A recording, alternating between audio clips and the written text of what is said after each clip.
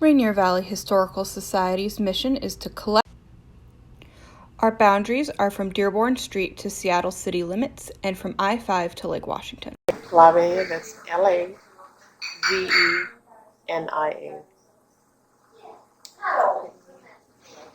What's your last name? Natuna, that's Natuna. Okay. Can you tell me a little about your family background, where you're from? Okay, my parents are from Fiji, which is in the South Pacific. And I have 4 siblings. Is that what you want to know? 4 siblings? 4 siblings. There's 2 sisters and 2 brothers. That's including me. So I'm the oldest in the family. Well, actually, how it is we're 5, and the older one passed away. He lived way back in 1980 with no problem. So it leaves us with 4. So now I'm the older one. Then I have a sister who's in Fiji, who's 29 years old. She's a school teacher.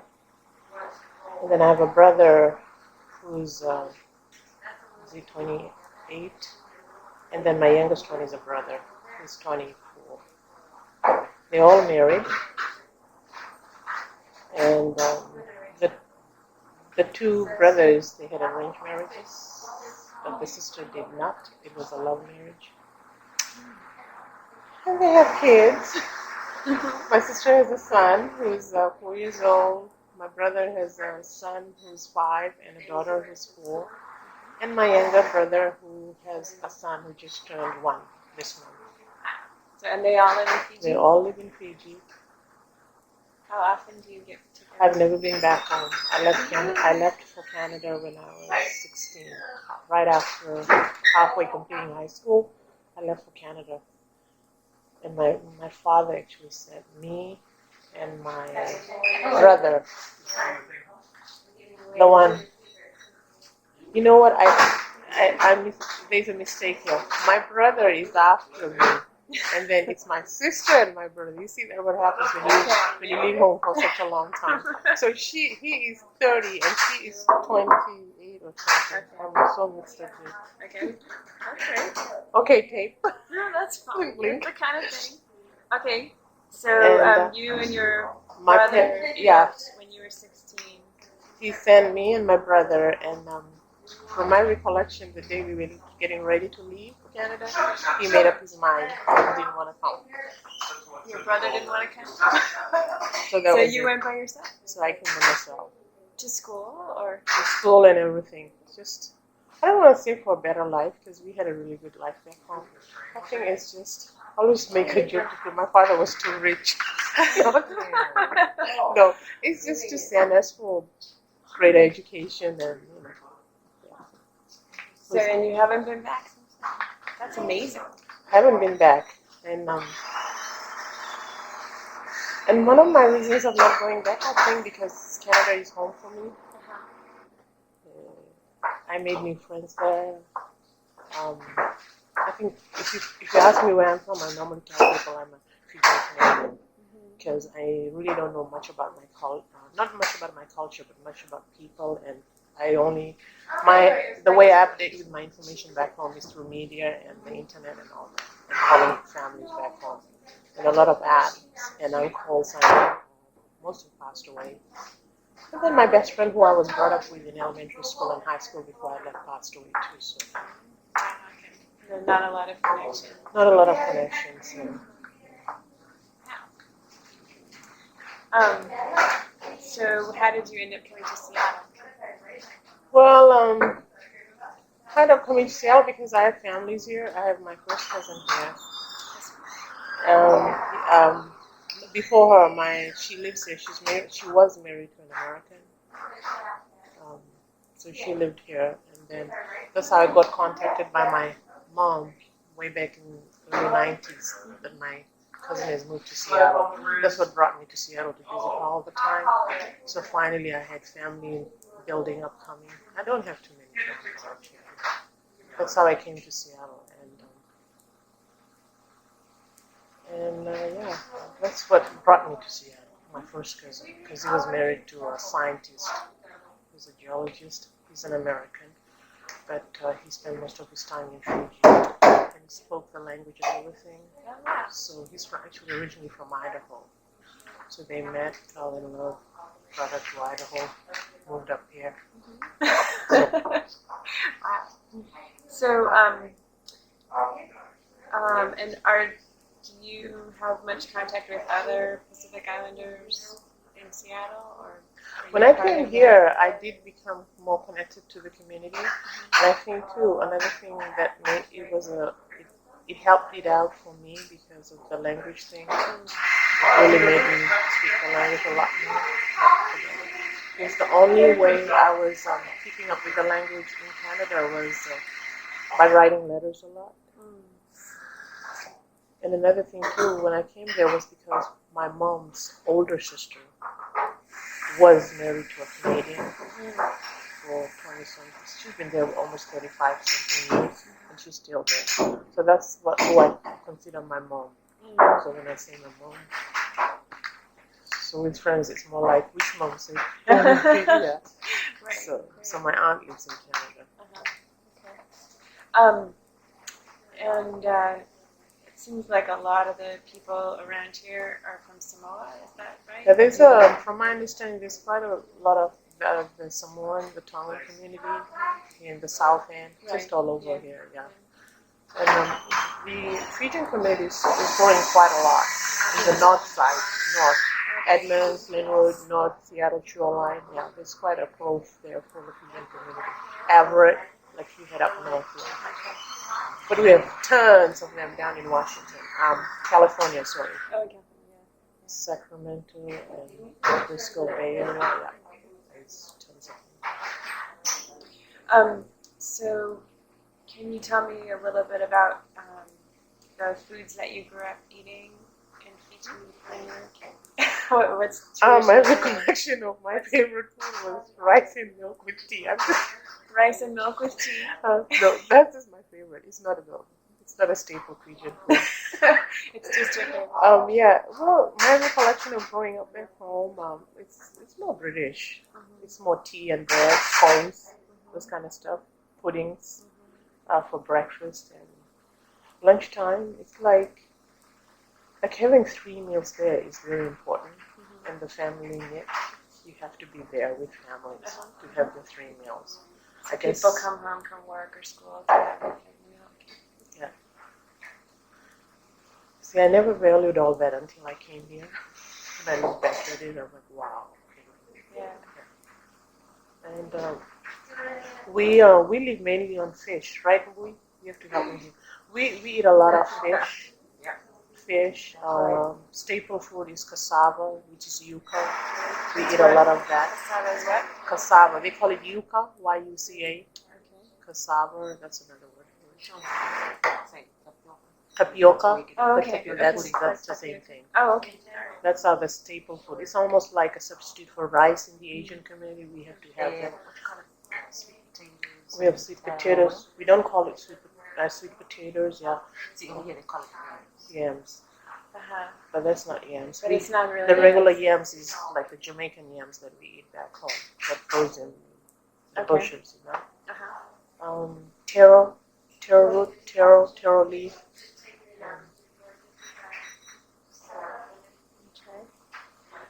So you were saying something about sweet potatoes when I first met you. About how Oh, that's because I was talking to Jen about it. Yeah, I said my first taste of the best sweet potato in Seattle. I said to Jen, call me crazy. Was at Luau, Louisiana. Oh, that was the At that restaurant. I went with her. She was the one, Uh-huh. and I was telling her that I think that's the best ever prepared that I ever liked. He boiled it in brown sugar. In brown sugar. because it's with sugar. But at home we just like bake it, just plain. boil. Because here people like to put sugar, brown sugar. Put sugar and bake butter. it, and to me that's yucky. You know, I'm very upfront when I just speak my mind. And to me, it's very yucky. When you see, my first experience with sweet potato was Willie's barbecue, some barbecue down in the central area. When I ordered it, it was just almost melted sugar, and I'm like, what is this? Is it that sweet potato? So, and then when I finally did my little research, I found out that that's how people prepare here. Until I went to Luau, Louisiana 2 weeks ago. So then And that's have how the they plain pay fish. it back home. You boil it, but he boiled it only with sugar, and she squeezed lemon juice in it. See, lemon is mostly part of our meal. You have to have lemon and hot pepper. Hot pepper, okay.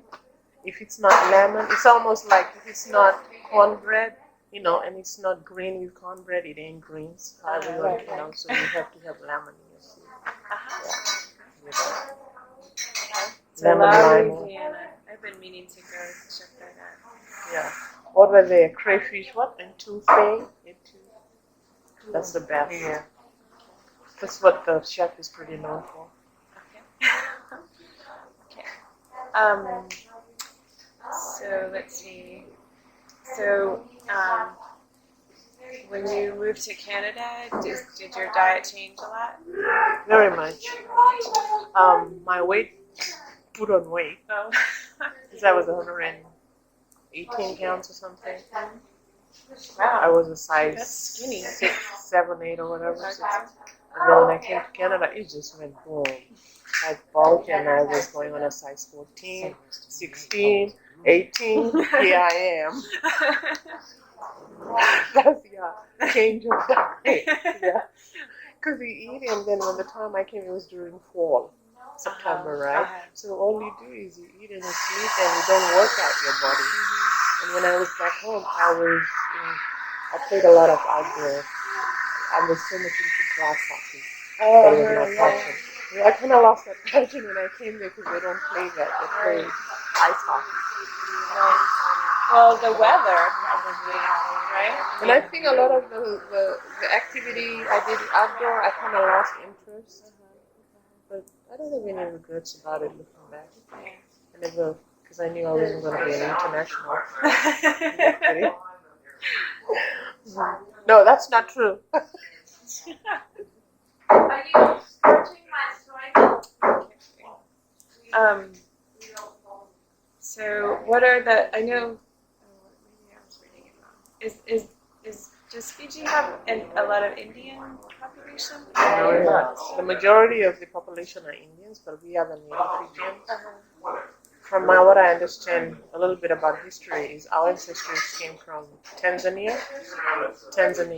Okay. Our ancestors, they went to Hawaii, something of that sort. Polynesian. Yeah. Okay. Because we are Polynesian, Melanesian mix. We are Fijians are right in the middle, in between.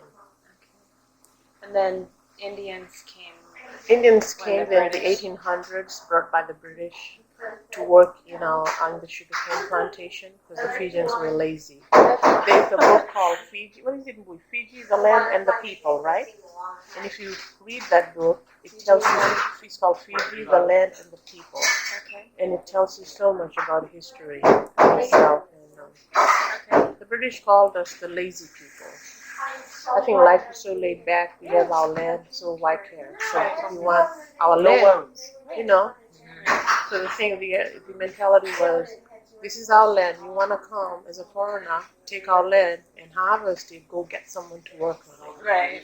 So there was this thing that the Indians were our slaves in some way. Right. And my understanding of history is when they came, they had a choice. 5 years they either stay, or 5 years they can go back to India. And that was during the 1930s depression. So most of them chose to stay because life was good in Fiji, and that's how they came to stay there. Okay. So is there much influence across cultures between the native Fijians and the Indians, or are people pretty much In terms of food, yeah, most of the native now they eat a lot of curry. Oh, okay. And people think that curry is one of our dishes, the native, which is not. Yeah. Indian. It's Indian dish. Chinese. Indian dish. Are there Chinese also? Yeah, we have tons of Chinese. It's like that. They come in the boat people, and they find Fiji. They stay there because, But we don't have any boat houses. Chinese. Yeah. That's basically how they came there. This is So sugar plantations was a big part of the. Sugar, yeah. Sugar was the main Main export, the number one, which is now it's like the other way around, is tourism. Tourism, sugar, timber. Yeah, tourism is the main thing right now. And sugar, as far as I can recall, when I was there, sugar was always the number one export, money making or economy in terms of economy, bringing funds into the nation, into the country was sugar for Fiji. Yeah. Tourism is really good if you want to visit. Um, I always have questions from here from people I know. What's the difference between Fiji and Hawaii? And the way I always explain it is Hawaii is more commercialized, is over commercialized. While Fiji, the culture is still there. Yeah. Okay, that's interesting. So can you tell me about?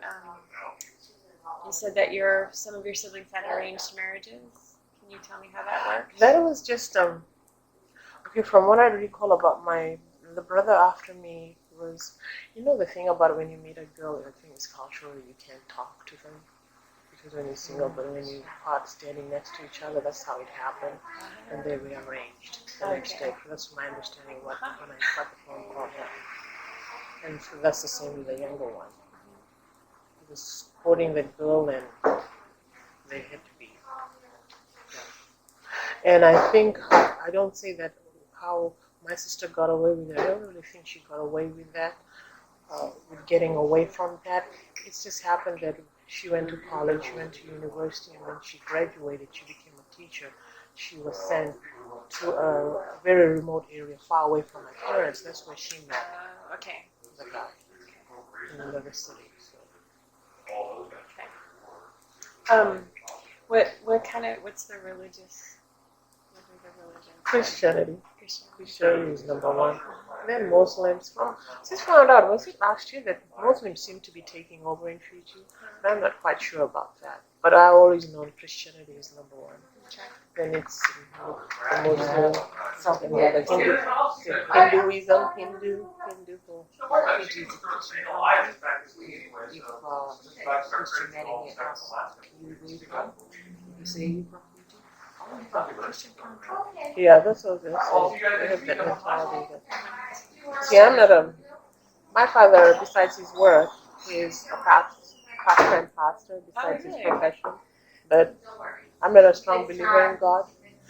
I always put it this way. I don't believe in people preaching to me about God. I know there is God. I don't know the church. It's more personal for you. Maybe that's the reason to send me here. So, what are major holidays or festivities in Fiji? We have Valentine's, we have Thanksgiving, we have Christmas, we have Children's Day, Mother's Day, Father's Day. What is Thanksgiving like? Thanksgiving is very, very important, like how important it is here, I think. Like here, it's more important than Christmas, I take it, in America. Yeah, it's more universal anyway. It's a very important day because the way they look at it is that's the day you give thanks to the Lord for providing you so much of everything. And is it what in the calendar? When is it? It's not somebody says in my wiki. What is it? We have it on Sunday. It's on a We Sunday. always have it on Sunday. Okay. Is it sometime like in July, in August? Yeah. God, I don't recall the month. I mean, but I know it's a very. It's I always my recollection of Thanksgiving back home. It's a Sunday that is very, very. It's so how do you want to word it? It's almost like a death. It's very quiet.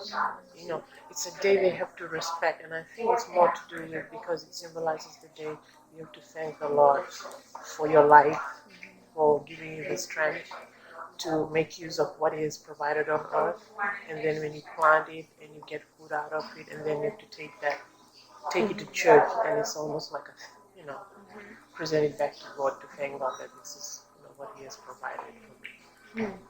It's a very important. As far as I remember, my father always told me that is a very important Sunday day of the year in your life is Thanksgiving. And is there a big feast? Like Very there's- big. Yeah. We have feast.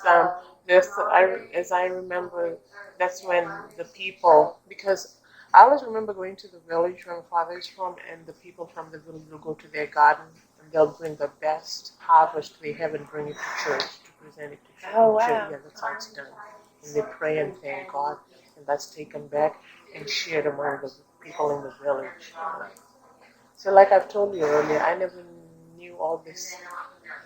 I never considered all of this was of value or of anything to me until I left when I came here and I realized all that I took it for granted. Yeah. When it was missing, then it seemed more. When I go, I'm like, sure, I was lucky. God, this is what I do, but we don't do it here. You know? So that's Thanksgiving. It's very, very important. Is it, so it's a church thing? Is it, because here it's, or at least with Americans, it's very family. Yeah, it's church because church is, well, the way it is church is family. So when we go to church, we go with our family, and that's where we take all our what we have to present there to thank God for it. And we bring it out and we share it, and that's when you get family. It's almost like you bring your family, your neighbors, you sit together and you eat and you share. It's a very important Sunday, and it's always a good, happy lunch. Trust me. Sounds good. Because everything is organic. So that's the big holiday. Yeah, it's just considered a very important. Even though Christmas, but as I can remember, it's just very important.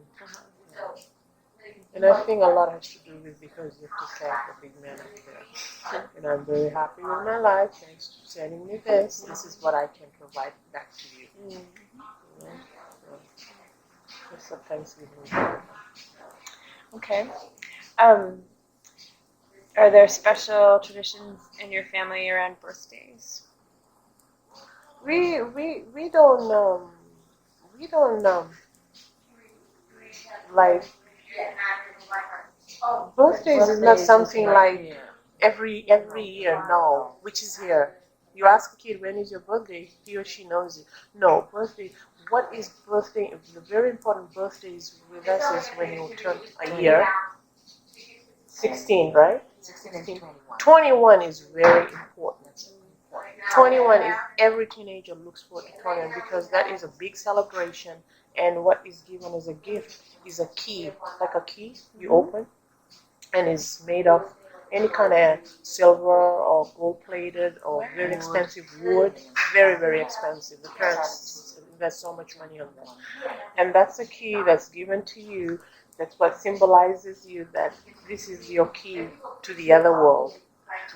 You have to open the door to go out Into your life. to your as an life. adult. You're an adult now, get out. But in our culture, that doesn't happen because they give you the key, you still stay home. You still stay home, but you still want to go out and party and all. But that symbolizes the key. So did you get a key? You were not at home? No, I was already here, Yeah. but my Aunt 3 was surprise 21st for me. Uh-huh. But by then I was already a rebel. I was doing things I wasn't supposed to do. But You didn't get a key? my Aunt here threw a big surprise for me. Oh, I was wow. like in shock. Yeah, I had it here in Canada. Yeah. But that's what it is all about. And I didn't really. It wasn't something I was crying for because when I left at that age, I did everything. Yeah, you already were in. I tried the Your wine and life. drank coolers and all. So you know what I mean? It's just a You teenage had life. already become Yeah. more into your adult life. So yeah, so that's very important. 24th and what else? 50th, right? 50th birthday. 60th, eh? 50th, 60th. Some family do some, but 50th, 60th. But 21st is very, very important. It just signifies your adulthood. The key. 16. Okay. That's good to know. They always make a joke about it. That's the key to the back door, which they telling me the front door. The opening. You really want from mom and dad. So if you're having a big party, like for a birthday or something, what would people be eating? What would the menu be? For We'll have luau, right? Luau. So what's that exactly? Luau. That's like in Hawaii. They have that. Yeah, too. we just have pork and Like beef Fijian and and Chinese and English and Indian, all varieties. All together. yeah. Luau is when you have pork and beef and your chicken and you wrap it up. We don't use this for anything. Banana leaves, you wrap it up and you spice it up and you put your coconut milk and you fatten it up and you throw it, you heat up. You know how the luau is prepared, right? You tell me. I Okay, mean, how I do, they but how tell they me. prepare is hot stones. You burn up your hot stones, heat it up in firewood. When it's really really hot, you separate the hot stone and you dig a pit. Nowadays, it's either you can dig a pit or you can just put it ground level. So I'll just go on you dig a pit, put those hot stones in, burn it, right? Heat it up, separate the charcoal, whatever's left, wrap up your meat, and layer like the yams, the cassava, or the taro. You wrap it up in banana leaves, you put it down, pile it up on top with all your marinated meat and everything, chicken on top, and then you cover it. Usually at home they cover it with hot banana leaves, with banana leaves. When they do it here, they use like those potato bags, those brown, those is it linen or Burlap. yeah, those Like coarse. yeah, those kind. Or sometimes they just have some kind of sack that you can cover it. Or they use foil here nowadays because we don't have this kind of meat. But back home, potato sacks. But back home, that's what they use. And you just cover it with banana leaves nicely. Then you cover on top dirt. And depending on how hot the stone is and how much food you have just to figure that one out. It could stay there for like what, 1 hour? 1 hour the most. And you could just smell the food cooking from underneath. And when you go, it's ready, you open it. It's tender. It's lovely. That's how we cook it. Okay. It's like a gathering. A gathering without a luau is not a gathering.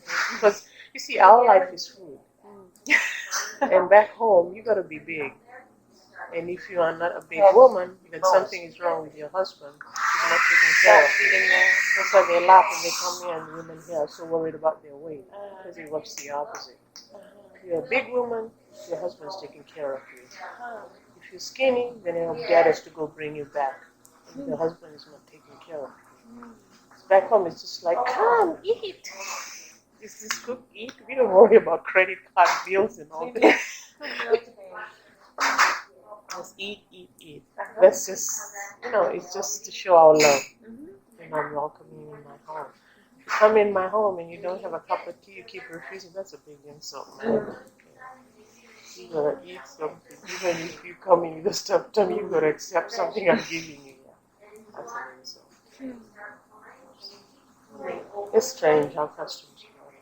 And now with me being a Fijian and we've been, with the Canadian custom, I can balance everything out. I just know. When I'm with the Fijian community, I know how to act, to talk, and it just flips all over the other way when I'm with my Canadian friends. When I'm with the Americans, You're very bicultural. Yeah. My friends always tells me, how do you do it? I say, I can't explain it unless you are in my situation. Yeah. Yeah. And if I'm trying to explain something, like right now we are talking, I'm talking like 100 miles per hour. It's easier for me in English if I'm explaining something, but I speak Fijian, but it takes me, I think it's so time consuming. It's really tiring for me to explain something to you in Fijian because I'm trying to find the right word because I want to be perfect. It's not working out that way. And a lot of times they usually be correct. That's not the way you're supposed to say it, and that helps me out because I'm here with them. Yeah. Well, otherwise, that's how it is. It's crazy, but. Well, that's the end of my questions. Is there anything else you want to tell me about food in your life? Food, no. I mean, food, Fijian, that's just we eat a lot of seafood, like I said, lots of seafood, we cook with lots of coconut milk, coconut cream, lots. Very fattening. Very fattening, yeah. But I think another thing too is we eat a lot of fattening food back home, but we work it out. Oh yeah, we eat a lot of vegetables, lots of things. The gardens people have. Yeah, Every day is meal. we eat a lot of vegetables. And I think too back home is because you eat a lot of fat and you work it out. It's very, everything is manual labor. And here, no, you can have a big bowl of pasta and you go home and sit watch TV. You're not working your body out. That's the difference. Yeah. So, yeah, with food, yeah. Tea. We're not coffee drinkers because we're more British product. Yeah, tea has to be in your house. When you come in, don't offer coffee. Okay. You like some tea? No tea, no light. No tea. Yeah. We have tea every meal. Dinner, lunch, whatever time of the night it is. Tea. Yeah. Do you have like in England they have the meal tea in the afternoon? Did you have that? We have afternoon tea. Yeah, 3 o'clock tea is a must in the house. Every afternoon we have Yeah. Tea. Yeah. Tea scones. Tea with scones. Yeah. We have that. So, because we grew up under the British, yeah. And then our independence in the 1970s, I think. Okay. We became independent. But it's still good. Tea is like a soothing drink. Yeah, tea. It's just like coffee drinkers here, Yeah. you know. But I think I'm more Canadianized and Americanized. Yeah. I can balance it out. When you come in as a vegan, I'll offer you tea.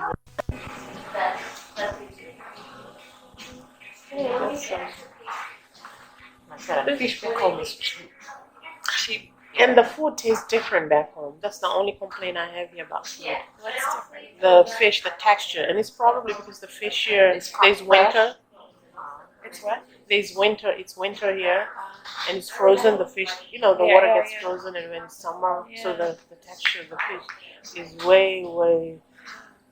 However, Yeah. the quality is not as great as back Yeah. home. Well, Yeah, the it's meat, probably chicken, fresher back home too. fresher, and the texture is just different. You want to eat it all the time. You don't run out of your cravings. You don't get tired of it. Chicken, like the meat, the lamb. I have friends here, especially in Canada, right? And they ask me, Lavenia, do you like lamb? I said, that's my favorite. Hey, how do you like? Because in Canada we have Alberta lamb, which is if you eat lamb here and lamb in New Zealand, it's very different. It's very different. And you have to have your lamb with rosemary. Okay? We eat lots of Rain lamb. lamb. You do? So do people raise lambs? They raise lambs. But we don't slaughter them, right? We get our lamb from We get our lamb from New Zealand. It's just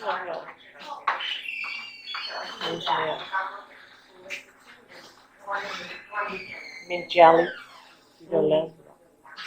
Little things like that. Well, we love Vegemite. What's that? Marmite. They have it in What do we Marmite. call it here? Marmite. Vegemite is like molasses and it's all like a spread. Oh, okay. Yeah. What's it called here? Marmite or whatever, but it's Vegemite. Australians, New Zealand, Pacific Islanders, that has to be on your breakfast table with what? Peanut butter and heavy duty butter. Yeah, we have our own butter. See, those are the little things,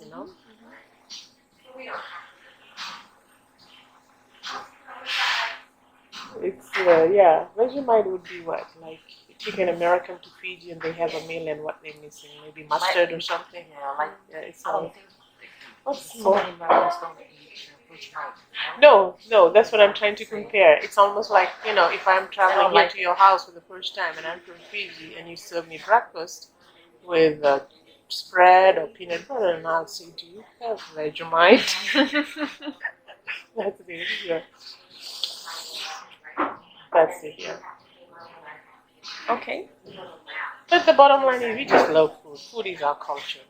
It's part of our culture. We make our own jelly, guava, Yeah. popcorn, salsa, That's another thing is we are so used to homemade homemade stuff. So we don't have to use essence. Nothing. Everything has to be natural, homemade. Like here. See, I can live with that here. These guys complain about this. I come with this all this time. They whine about that. I say, I can't help it. You're in America. This is what you gotta go through. So then does your mom stay home and make jam and was she at home or did she work outside the home? That's the main thing. My mom, yeah, that's the main thing. Women don't work back home. The father works. So we home, you make jams, everything. My mom bakes, you name it, she does it. Of clothes, everything. And it's so pathetic that I don't even take after her. I can't do nothing like that. I always tell people I love to cook, but I'm not a good cook until you try my cooking. Well, anyways, when you're growing up, you have to know how to cook, you have to know how to wash, Yeah. clothes, Fresh you know how food, to clean the house, basic stuff. everything. In grade 1, you gotta know how to wash your own uniform. School. Oh, really? Wow. So back home schools wear uniforms. Mm-hmm. Yeah, those kind of things. And you know, here, see, that's another thing. It comes to a culture clash because when you make your kid do that here, constantly make them, it's child abuse. There's no such word as child abuse. That's discipline. Right. Here is that mother makes her come. She's not a fit mother. It's like this is a no-win road right here. And if you are a foreigner to this land, you just sleep and wake up every day complaining, whining about something, right? But I always tell them I'm so used to the lifestyle that to me it's normal. And now that I live in Canada, I'm down here. And then plus when I came, I had a total change of my career. When I came here, I was never in the healthcare. What were you doing before? When I was in Canada, I did a program in tourism management, and I majored in telecommunications, which I did it halfway. I know I'm a good student, but I hate school. I have something. If there's anything my parents pushed me through, it was school, and I think those time I never appreciated it. Now I look back at it, I appreciate it so much. Plus, I speak 2 other second languages, which my father pushed me to learn that language. And I think one of the languages is Hindi. I speak and write Hindi. Oh, wow. I studied it for 13 years.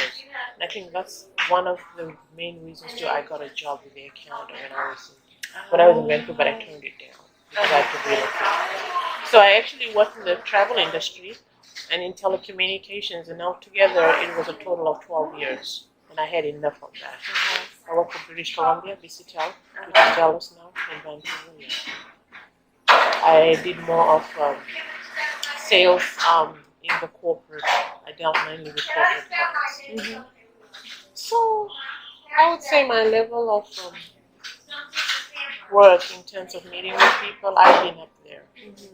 I've been exposed so much to the corporate world, and I know the in and out, the fussing and all that. And so I think that helped me quite a lot to get along with people, to talk to people, because I've been on a level where I've talked to CEOs and all that, and I know they're a bunch of jerks. You know what I mean? So I was up there and I brought myself down. And when I brought myself down, then I realized this is what was meant for me, to be a nursing assistant.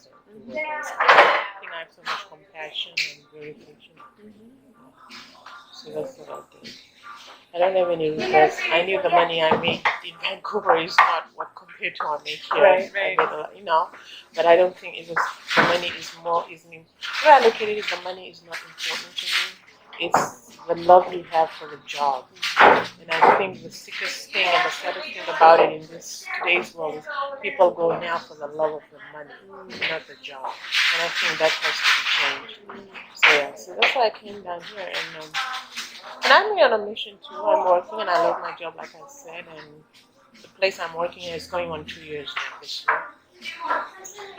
And I run that place. I don't want to be called a manager, but I'm trying to work through having my own business at the same time. That's my main focus now. Now, hopefully by the end of next year, I'll have something for that. So it's totally different.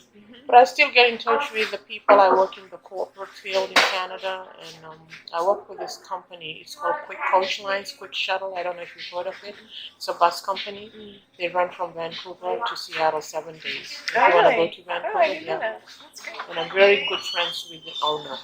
Yeah, he comes down here for business trips, and we meet for coffee.